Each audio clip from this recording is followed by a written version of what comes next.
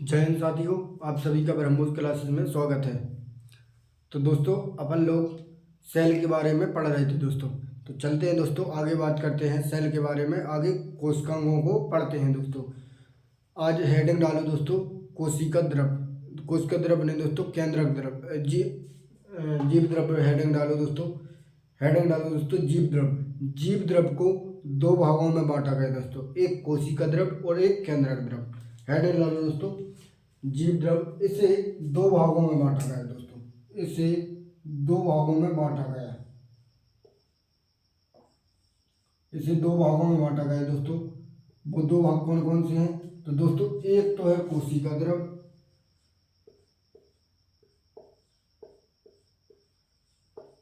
एक तो कोशिका द्रव और एक केंद्रक द्रव। एक केंद्रक द्रव, ध्यान रखना दोस्तों। एक कोशिका द्रव और एक केंद्रक द्रव, इसे दो भागों में बांटा गया दोस्तों। कैसा बांटा गया दोस्तों? पादप कोशिका बनाता हूं दोस्तों।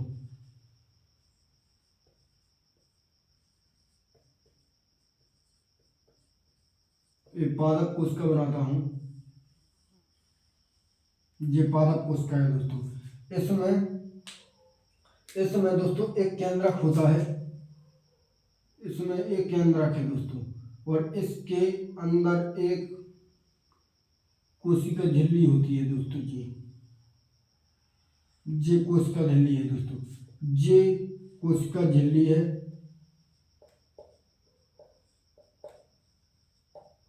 ये कोशिका झिल्ली है दोस्तों। और ये बाहर की जो नीले ब्लू कलर की है, ये है दोस्तों कोशिका भित्ति। ये है कोशिका भित्ति। ध्यान रखना दोस्तों, ये कोशिका भित्ति है और ये अंदर जो बीच में है ये केंद्रक है। और सर्वाधिक कोशिकांग, क्योंकि ये बड़ा भाग है दोस्तों, तो सर्वाधिक कोशिकांग इसी में पाए जाते हैं। ये कोशिका द्रव है ये दोस्तों कोशिका द्रव है। इस सर्वाधिक कोशिकांग इसमें पाए जाते हैं। ध्यान रखना दोस्तों। तो लिखो दोस्तों, सर्वाधिक कोशिकांग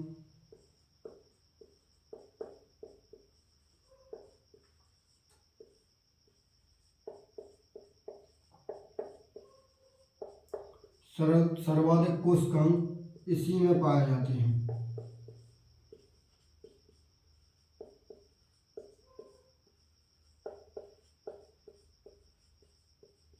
ध्यान रखना दोस्तों, सर्वाधिक कोशिकांग इसी में पाए जाते हैं। ध्यान रखना दोस्तों।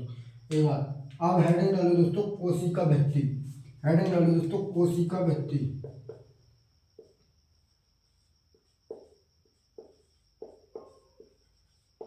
हेडिंग डालो दोस्तों, कोशिका भित्ति। कोशिका भित्ति। अगर आपसे पूछे दोस्तों, जो कोशिका भित्ति है इसकी खोज किसने की? अगर आपसे पूछे इसकी खोज किसने की, तो ध्यान रखना दोस्तों, जिसने कोशिका की खोज की थी, मृत कोशिका की, 1665 ईस्वी में मृत कोशिका की खोज रॉबर्ट हुक ने की थी। उन्होंने ही कोशिका भित्ति की खोज की थी। तो रॉबर्ट हुक ने कोशिका भित्ति की खोज की थी। ध्यान रखना दोस्तों। अगर आपसे पूछे दोस्तों, ये किस किस में पाई जाती है, तो ये पादप, जीवाणु, कवक में पाई जाती है। ये किस किस में पाई जाती है, तो दोस्तों ये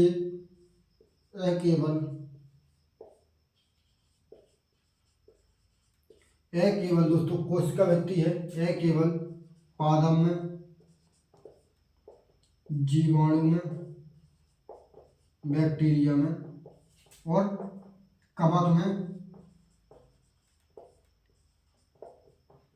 कवक में पाई जाती है। ध्यान रखना दोस्तों, एक केवल तीन चीजों में पाई जाती है। एक पादप में पाई जाती है, जीवाणु में पाई जाती है और कवक में पाई जाती है। कोशिका भित्ति तीन चीजों में पाई जाती है। तो ध्यान रखना दोस्तों, अगर आपसे पूछे दोस्तों कोशिका भित्ति पादप में किसकी बनी होती, तो ध्यान रखना दोस्तों, पादप की कोशिका भित्ति किसकी बनी होती है?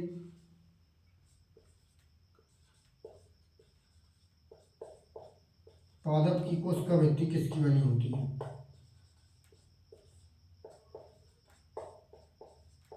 अगर आपसे पूछे दोस्तों पादप की कोशिका भित्ति किसकी बनी होती है, तो दोस्तों सेलुलोज की बनी होती है ये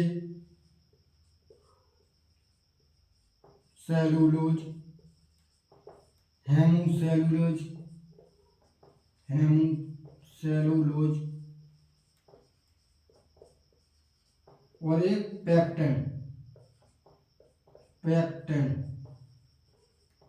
एक पेक्टिन की बनी होती है। ध्यान रखना दोस्तों, सेलुलोज, हेमोसेलुलोज और पेक्टिन की बनी होती है। अगर आपसे पूछे दोस्तों सेलुलोज एक क्या है, अगर आपसे पूछे दोस्तों सेलुलोज एक क्या है, तो सेलुलोज दोस्तों एक कार्बोहाइड्रेट है। सेलुलोज एक कार्बोहाइड्रेट है, एक कार्बोहाइड्रेट है। ध्यान रखना दोस्तों, अगर आपसे पूछे दोस्तों सेलुलोज क्या है, तो सेलुलोज एक कार्बोहाइड्रेट है। इसे रख कर देते हैं दोस्तों, फिर आगे बात करते हैं। पादप की कोशिका भित्ति के बारे में बता चुका हूं किसकी बनी होती है, तो ध्यान रखना दोस्तों पादप की कोशिका भित्ति सेलुलोज, हेमोसेलुलोज और कवक की बनी होती है। सेलुलोज, हेमोसेलुलोज और पेक्टिन की बनी होती है। कोशिका भित्ति किस किस में पाई जाती है, तो पादप में पाई जाती है, जीवाणु में पाई जाती है और कवक में पाई जाती है। अब डालो दोस्तों जीवाणु की कोशिका भित्ति किसकी बनी होती है, अगर आपसे पूछे दोस्तों, अगर आपसे पूछे दोस्तों जीवाणु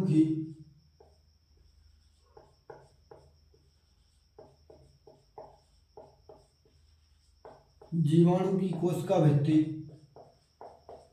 किसकी बनी होती है, तो ध्यान रखना दोस्तों जीवाणु की कोशिका भित्ति बनी होती है किसकी, जो बैक्टीरिया की कोशिका भित्ति होती है दोस्तों वो पेप्टाइडोग्लाइकॉन की बनी होती है। देखो दोस्तों वो बनी होती है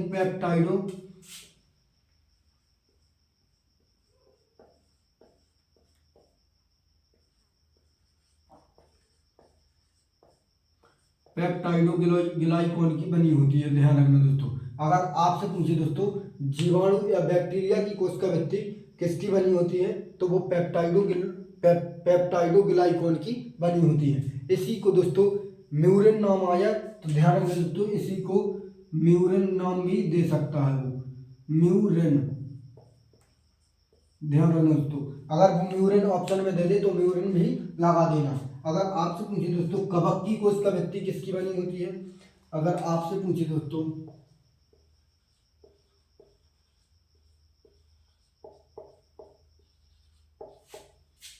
कवक की कोशिका भित्ति किसकी बनी होती है, तो ध्यान रखना दोस्तों कवक की कोशिका भित्ति काइटिन की बनी होती है। कवक की कोशिका भित्ति किसकी बनी होती है, कवक की कोशिका भित्ति काइटिन की बनी होती है। अगर आपसे पूछे दोस्तों जो काइटिन है इसका काम क्या होता है, तो दोस्तों एक तो काइटिन है जो ये एक तो कीटों का बाह्य कंकाल बनाता है। दोस्तों काइटिन लिखो दोस्तों, काइटिन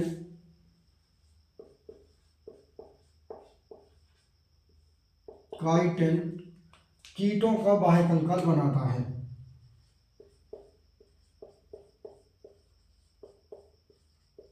कीटों का बाह्य कंकाल बनाता है। अगर आपसे पूछे दोस्तों जो काइटिन है दोस्तों इसका काम क्या होता है, तो दोस्तों जो काइटिन एक तो कीटों का बाह्य कंकाल बनाता है। ध्यान रखना दोस्तों, अब लिखो दोस्तों एक पॉइंट पर लिखो दोस्तों, अगर आपसे पूछे दोस्तों जो कोशिका भित्ति होती है, तो दोस्तों यहाँ पर चित्र बनाता हूँ। अगर आपसे पूछे दोस्तों ये पादप कोशिका बनाता हूँ मैं, ये पादप कोशिका है, ये पादप है और ये जंतु है, ये जंतु है। अगर आपसे पूछे दोस्तों ये पादप कोशिका है, इसके अंदर है एक झिल्ली, ये है कोशिका झिल्ली, जो ब्लू रंग की है ये है दोस्तों कोशिका झिल्ली, ये है कोशिका झिल्ली दोस्तों। अगर आपसे पूछे और इसकी जो ऊपर वाली ब्लैक कलर में है ये है दोस्तों क्या, ये क्या है दोस्तों, ये है कोशिका भित्ति, ये है कोशिका भित्ति। जे है दोस्तों कोशिका भित्ति। अगर आपसे पूछे दोस्तों और जो जंतु कोशिका में जे क्या है, तो जे है दोस्तों, जे कोशिका झिल्ली है, जे कोशिका झिल्ली है। जे क्या है दोस्तों, कोशिका झिल्ली। ध्यान रखना दोस्तों। तो दोस्तों एक ध्यान, इसमें देखो, इसमें कोशिका भित्ति है, इसमें कोशिका भित्ति नहीं पाई जाती। तो दोस्तों ध्यान रखना, पूछा जाता है, सबसे बड़ा अंतर यही है कि कोशिका भित्ति जंतु कोशिका में नहीं पाई जाती है। तो लिखो दोस्तों, कोशिका भित्ति, कोशिका भित्ति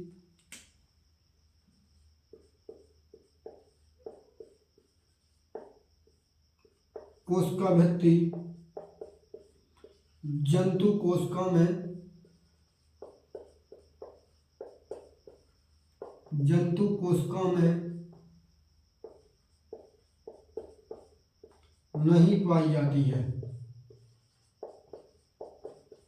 और आपसे पूछे दोस्तों, जो जंतु कोशिका भित्ति होती है, तो वो जंतु कोशिका में नहीं पाई जाती है। ध्यान रखना दोस्तों। अगर आपसे पूछे दोस्तों कोशिका भित्ति है, इसके कार्य क्या क्या होते हैं। अगर आपसे पूछे दोस्तों कोशिका भित्ति के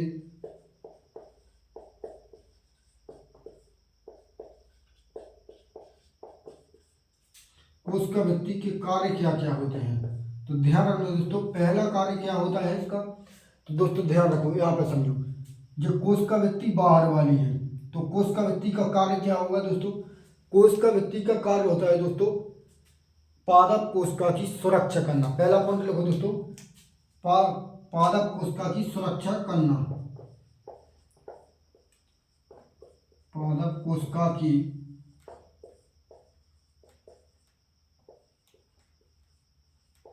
पादप कोशिका की सुरक्षा करना, ये होता है दोस्तों पहला अंतर। और दूसरा अंतर लिखो दोस्तों, अगर आपसे पूछे, एक काम तो हो गया इसका पादप कोशिका की सुरक्षा करना, और एक काम हो गया दोस्तों, देखो दोस्तों, ये आकार प्रदान कर रही है ना, ये बाहर बाहर आकार प्रदान कर रही ना, तो दोस्तों एक हो गया कोशिका की सुरक्षा करना, और एक हो गया पादप कोशिका को आकार प्रदान करना। पादप कोशिका को आकार प्रदान करना, आकार प्रदान करना। ध्यान रखना दोस्तों, ये अंतर हो गए। देखते चल रहा दोस्तों, एक तो कोशिका भित्ति का कार्य हो गया पादप कोशिका की सुरक्षा करना दोस्तों, और एक हो गया आकृति प्रदान करना, मतलब आकार प्रदान करना इसका। तो इसे रब कर देते हैं दोस्तों, आगे बात करते हैं। अब हेडिंग डालो दोस्तों, अब पढ़ते हैं कोशिका झिल्ली के बारे में। अब पढ़ते हैं दोस्तों कोशिका झिल्ली के बारे में। हेडिंग डालो दोस्तों, कोशिका झिल्ली। हेडिंग डालो दोस्तों, कोशिका झिल्ली।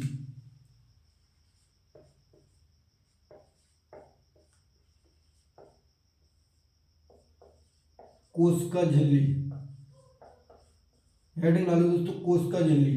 अगर आपसे पूछे दोस्तों, इसी को कोशिका झिल्ली कहते हैं, पूरे नाम लिख लो दोस्तों, कोशिका झिल्ली, प्लाज्मा झिल्ली, कोशिका झिल्ली, प्लाज्मा झिल्ली, और एक चयनात्मक झिल्ली। चयनात्मक झिल्ली दोस्तों, ये सारे तीनों नाम है इसकी। चयनात्मक झिल्ली दोस्तों, ध्यान रखना दोस्तों।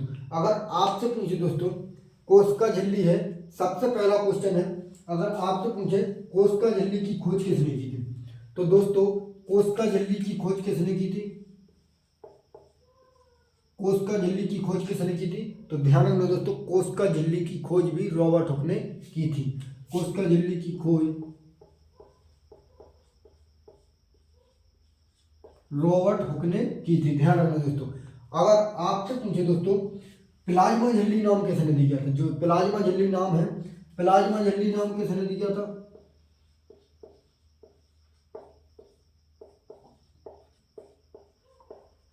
प्लाज्मा झिल्ली नाम किसने दिया था, तो ध्यान रखना दोस्तों, प्लाज्मा झिल्ली नाम दिया था क्रेमर व नागेली ने दिया था।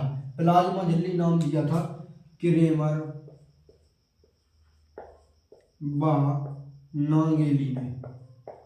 इन दोनों ने मिलकर कोशिका झिल्ली को प्लाज्मा नाम दिया था, प्लाज्मा झिल्ली नाम दिया था दोस्तों। ध्यान रखना दोस्तों। अगर आपसे पूछे दोस्तों जे कोशिका झिल्ली तो दोनों में पाई जाती है। जे कोशिका झिल्ली दोस्तों ए लिखो, एक पॉइंट लिख लो, ए सभी में पाई जाती है।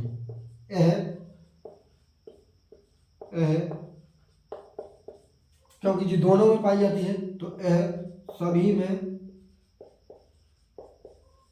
पाई जाती है। ध्यान रखना दोस्तों, यह सभी में पाई जाती है। कोशिका झिल्ली या प्लाज्मा झिल्ली या चयनात्मक झिल्ली की खोज दोस्तों रॉबर्ट हुक ने की थी। प्लाज्मा झिल्ली नाम क्रेमर व नागेली ने दिया था और यह सभी में पाई जाती है। ध्यान रखना दोस्तों, अगर आपसे पूछते दोस्तों कोशिका झिल्ली किसकी बनी होती है, कोशिका झिल्ली अगर आपसे पूछे दोस्तों कोशिका झिल्ली किसकी बनी होती है, तो ध्यान रखना दोस्तों कोशिका झिल्ली किसकी बनी होती, तो ध्यान रखना दोस्तों कोशिका झिल्ली या प्लाज्मा झिल्ली या चयनात्मक झिल्ली जे फॉस्फोलिपिड की बनी होती है। जे फॉस्फोलिपिड की बनी होती है। जे फॉस्फोलिपिड की बनी होती है। ध्यान रखना दोस्तों, अगर आपसे पूछे दोस्तों कोशिका झिल्ली किसकी बनी होती है तो जे फॉस्फोलिपिड की बनी होती है। पादप कोशिका में भी फॉस्फोलिपिड की बनी होती है और जंतु कोशिका में भी फॉस्फोलिपिड की बनी होती है। ध्यान रखना दोस्तों, एक बात और लिख दो दोस्तों, जो कोशिका झिल्ली होती है दो ही परतीय होती है। यह द्विपर्तीय होती है। कोशिका झिल्ली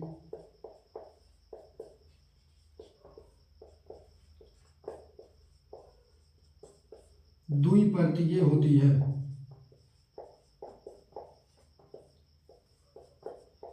कोशिका झिल्ली द्विपर्तीय होती है। ध्यान रखना दोस्तों, अगर आपसे पूछे दोस्तों कोशिका झिल्ली कैसी होती है तो कोशिका झिल्ली दोस्तों द्विपर्तीय होती है।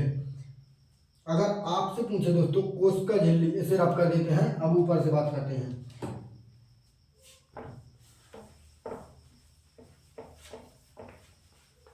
अब डालो दोस्तों प्लाज्मा झिल्ली के बारे में अपन पढ़ रहे थे। प्लाज्मा झिल्ली, कोशिका झिल्ली, चयनात्मक झिल्ली। तो प्लाज्मा झिल्ली के बारे में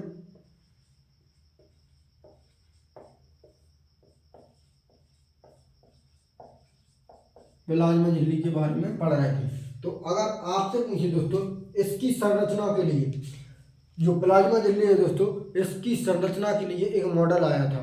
कौन सा मॉडल आया था, तो तरल मोज़ेक मॉडल आया था। कोशिका झिल्ली के लिए तरल मोज़ेक मॉडल आया था 1972 में। सेंगर और निकोलसन ने इस मॉडल को लाए थे। तो लिखो दोस्तों इसकी संरचना के लिए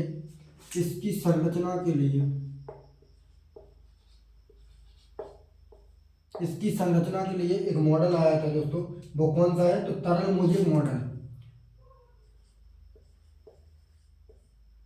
तरल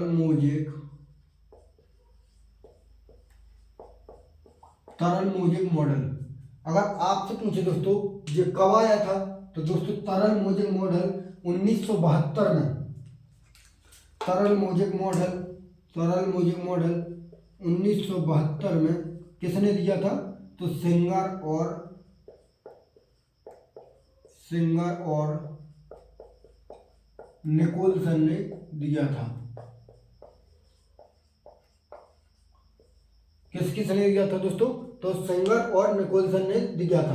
प्लाज्मा झिल्ली संरचना तरल मोज़ेक मॉडल है, 1972 में सेंगर और निकोलसन ने दिया था। ध्यान रखना दोस्तों, अगर आपसे पूछे दोस्तों इसका कार्य क्या होता है, इसका जो प्लाज्मा झिल्ली होती है तो इसका कार्य होता है कोशिका के अंदर व बाहर जाने वाले पदार्थों का मतलब एक सलाह देना, मतलब इसी के आकार से अंदर आएगी कोई चीज और इसी के इजाजत से बाहर जाएगी कोई चीज। तो इसका कार्य लिखो दोस्तों, इसकी कार्य क्या होता है, इसका कार्य क्या होता है दोस्तों, तो इसका कार्य होता है दोस्तों एक कोशिका के अंदर एक कोशिका के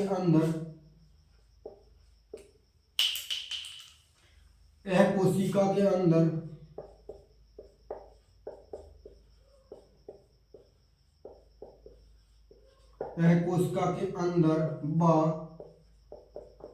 बाहर जाने वाले पदार्थों का जाने वाले पदार्थों का चयन करना। तो दोस्तों जी इसी के अनुसार होता है, इसीलिए तो इसे चयनात्मक झिल्ली कहते हैं। प्लाज्मा झिल्ली, कोशिका झिल्ली, चयनात्मक झिल्ली, इसीलिए क्योंकि इसी की इजाज़त से कोई पदार्थ अंदर जाएगा और बाहर आएगा। तो इसी के चयन करने से मतलब जेई करेगा चयन, मतलब जेई इजाज़त देगा अंदर आएगा या बाहर जाएगा। तो ध्यान रखना दोस्तों, इसका कार्य ये होता है। अगर आपसे पूछे दोस्तों जंतु कोशिका में आकृति व सुरक्षा प्रदान करना किसका कार्य होता है, तो दोस्तों जंतु कोशिका में इसी का कार्य होता है। मैंने बताया था ना ये जंतु कोशिका है, तो ये क्या होती है, ये कोशिका झिल्ली होती है, ये कोशिका झिल्ली होती है। और अगर आपसे पूछे पादप कोशिका है दोस्तों, अगर पादप कोशिका है तो दोस्तों ये होती है कोशिका भित्ति, ये होती है कोशिका भित्ति, ये होती है कोशिका भित्ति। और इसके अंदर होती है दोस्तों एक कोशिका झिल्ली, ये होती है कोशिका झिल्ली, ये होती है कोशिका झिल्ली, ये दोस्तों कोशिका झिल्ली होती है। अब देखो दोस्तों ये है जंतु कोशिका, तो जंतु कोशिका में आकृति व सुरक्षा प्रदान करना किसका कार्य होता है, तो कोशिका झिल्ली का। इसका कार्य क्या होता है, इसका कार्य होता है दोस्तों जंतु कोशिका को जंतु कोशिका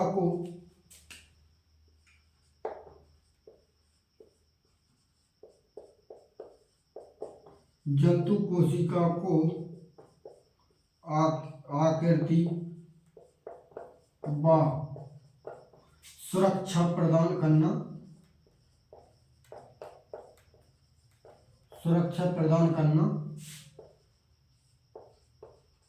इसका कार्य है दोस्तों। अगर आपसे पूछे दोस्तों पादप कोशिका में कोशिका भित्ति थी और जंतु कोशिका में ए है कोशिका झिल्ली, तो ध्यान रखना दोस्तों। अब इसे रब कर देते हैं। अब पढ़ते हैं दोस्तों अति प्रसारी और एक अल्प प्रसारी। अति प्रसारी दोस्तों, अति प्रसारी, अल्प प्रसारी और अति प्रसारी, अल्प प्रसारी और समप्रसारी। तो ये तीन चीजों के बारे में पढ़ते हैं दोस्तों। अब हेडिंग डालो दोस्तों अति प्रसारी, हेडिंग डालो दोस्तों अति प्रसारी।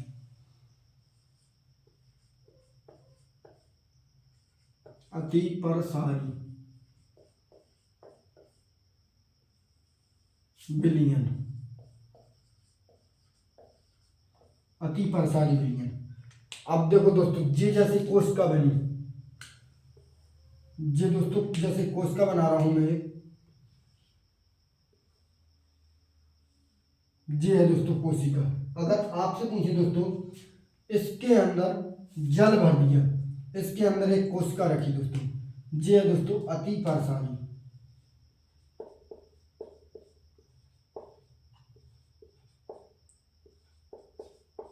ये है अति प्रसारी।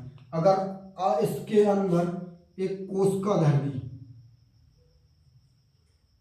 एक कोशिका धर दी दोस्तों, एक कोशिका है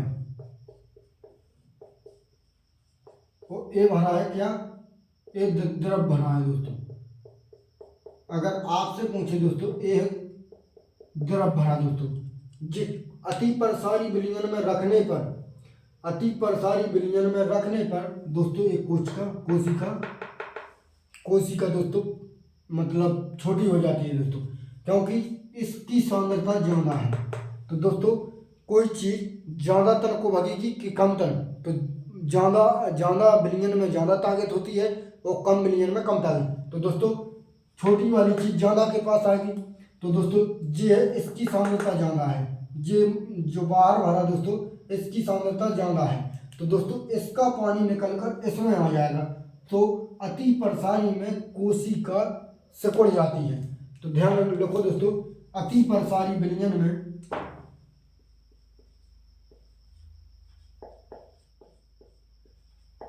अति प्रसारी विलयन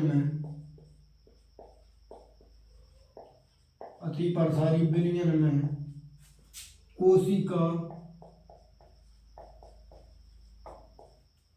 सिकुड़ जाती है, कोशिका सिकुड़ जाती है। ध्यान रखना दोस्तों, इस अति प्रसारी विलयन में कोशिका सिकुड़ जाती है। और इसी को क्या कहते हैं दोस्तों? इसी को जीव द्रव्य कुंचन कहते हैं। इसी को जीव द्रव्य कुंचन कहते हैं। जीव द्रव्य कुंचन कहते हैं। अगर आपसे पूछे दोस्तों अति प्रसारी हो गया, अब पढ़ते हैं दोस्तों अल्प प्रसारी। अब पढ़ते हैं दोस्तों अल्प प्रसारी। एक कोशिका दोस्तों, एक कोशिका है दोस्तों, ये है अल्प प्रसारी। अल्प प्रसारी ये है दोस्तों अल्प प्रसारी। इसमें द्रव भर दिया, इसमें द्रव भरा दोस्तों। अगर आपसे पूछे दोस्तों इसके अंदर एक कोशिका रख दी, इसके अंदर एक कोशिका रख दी दोस्तों, तो इसके अंदर दोस्तों जैसे कोशिका बड़ी है और इसमें सांद्रता, कोशिका की सांद्रता ज़्यादा है दोस्तों। इसमें कोशिका की सांद्रता कम है, इसमें कोशिका की सांद्रता ज़्यादा है दोस्तों। तो इसका पानी इसके अंदर चला जाएगा, तो इसमें दोस्तों कोशिका फूल जाती है। इसमें कोशिका फूल जाती है। इसमें दोस्तों कोशिका फूल जाती है। इसी को क्या कहते हैं दोस्तों? इसमें कोशिका फूल जाती है। तो कोशिका फूल जाती, इस घटना को परासरण कहते हैं। इस घटना को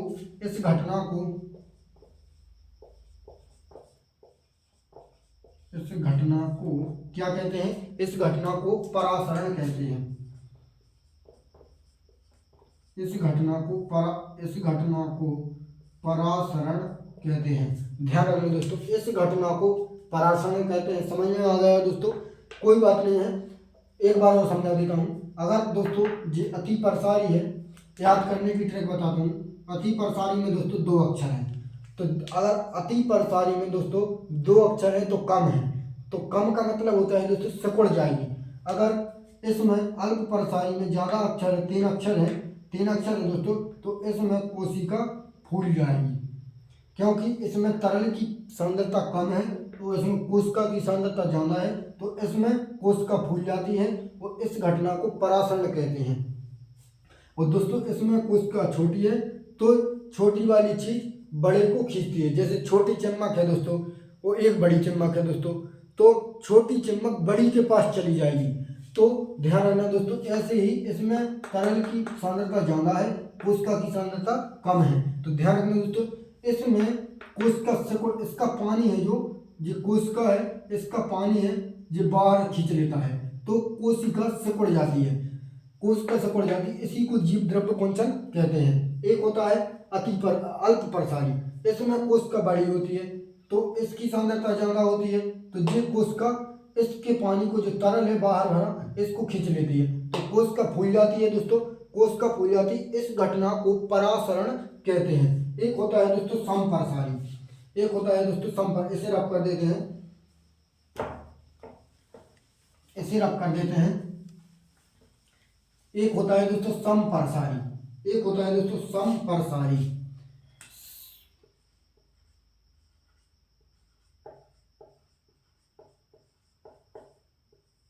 एक होता है समप्रसारी विलयन। अगर आपसे पूछे दोस्तों, एक होता है समप्रसारी विलयन, ये है जैसे समप्रसारी विलयन, ये है समप्रसारी विलयन, समप्रसारी विलयन।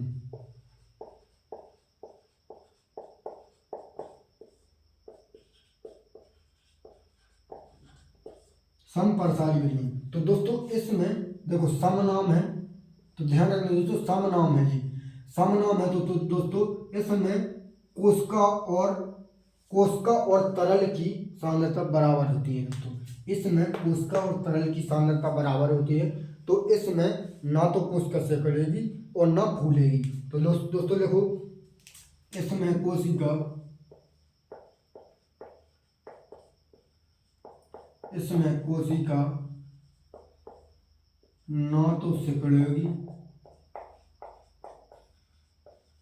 ना तो सिकुड़ेगी और ना ही फूलेगी।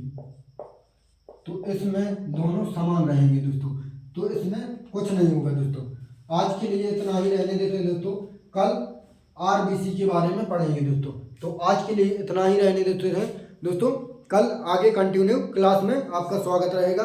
तो दोस्तों मिलना दोस्तों, जुड़ना मेरे साथ। तो चलते हैं दोस्तों, कल फिर से मुलाकात होगी दोस्तों। तो चलते हैं दोस्तों, जय हिंद साथियों।